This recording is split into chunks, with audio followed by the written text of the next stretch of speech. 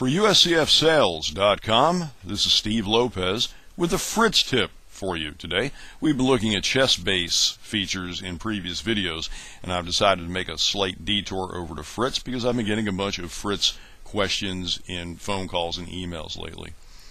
One of them that I received not long ago deals with a situation like you see over here in the notation pane. What we're looking at is an annotated game, of course, from Mega Database. And what we have here is the proverbial wall of text. What we've got is a bunch of variations here that sort of all run together. It's very difficult to distinguish where one variation ends and another one begins, at least not at a glance. You have to kind of look at it and see where black's ninth move begins each time. And people look for ways to better distinguish between these different variations. And one of the things you can do, and it's a little known feature of Fritz that, as I said, a lot of people just don't know about this, is you can right click on a variation to bring a menu up. Just click with the right mouse button. Come down here to variation color.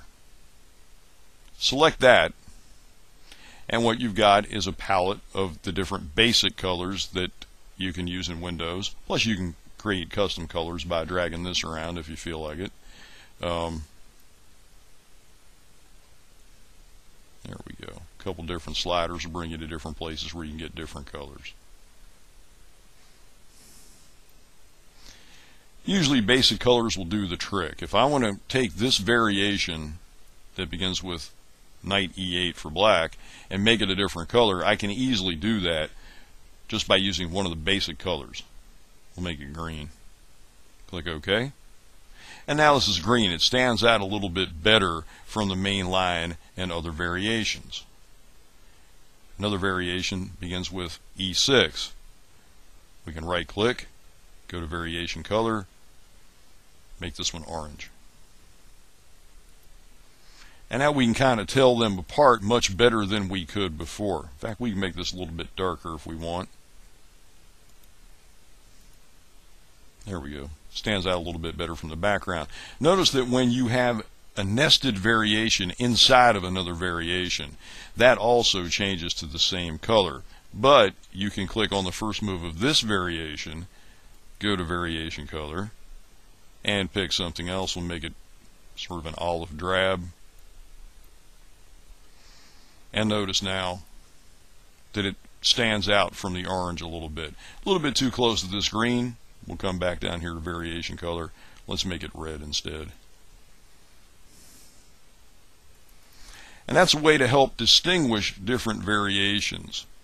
That way, when you run into the wall of text effect that you sometimes get in heavily annotated games, you can go through and make the variations different colors and help differentiate between them when you're just glancing at a game. Note too that this will not become permanent unless you come up here and use either save or replace. As soon as you close this game and go to a different game, and we'll try that, we'll demonstrate it. We'll come here, we'll go to our game list, and we'll just pick a different game. Then we'll go to our game list and come back. Notice that it's all in black again. So it does not become a permanent part of the game unless you do a save game or replace game. So you can color to your heart's content. You can color like a kid that's got a brand new box of Crayolas if you feel like it, because it's not going to permanently affect the game unless you want it to, unless you designate it to be a permanent part of the game by using save or replace. Very simple little tip, but can help you navigate through heavily annotated games a little bit more easily than just leaving everything in black and getting that wall of text effect.